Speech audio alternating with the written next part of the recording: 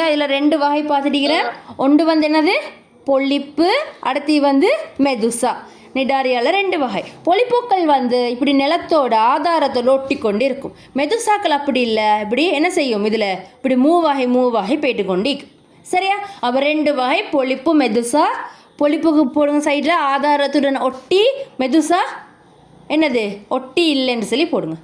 இங்கே உதாரணம் ஜெலிஃபிஷ்ஷை வரைஞ்சிக்கோங்க, இங்கே கடல் அணிமணியை வரைஞ்சிக்கோங்க. சும்மா வரைஞ்சிக்கோங்க, அப்போ தான் படிக்க விளங்கும்.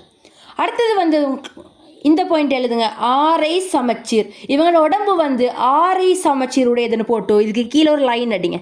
இது இவருக்குள்ள ஒரு ஸ்பெஷல், ஆரை சமச்சீர். இதை வச்சு தான் கேள்வி கேட்பான். ஏன்னா மீதி உள்ளது எல்லாமே வந்து வேறு சமச்சீர், இவர் வந்து ஆரை சமச்சீர்.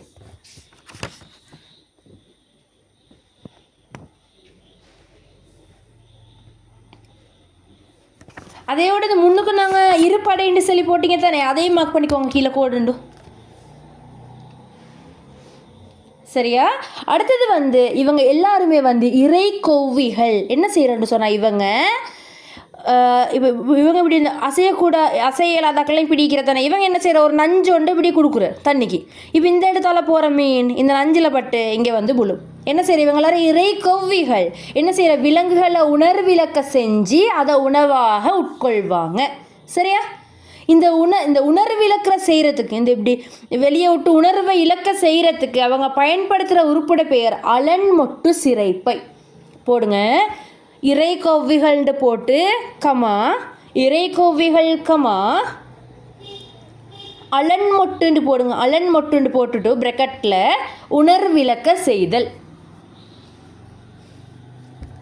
உணர்விளக்க செய்தல். அடுத்த பாயிண்ட், இவங்க எப்படி வந்து இனப்பெருக்கம் செய்யணும்னு சொன்னால் அரும்புதல் முறை மூலம். அரும்புதல். சரி, அரும்புதலும் செய்வாங்க. அடுத்து இலிங்க முறையும் செய்வாங்க. இலிங்க முறைன்னா ஆண் பெண் சேர்ந்து இலிங்க முறையும் செய்யும், அரும்புதல் முறையும் செய்யும். 2 மார்க் பண்ணிக்குவோம்.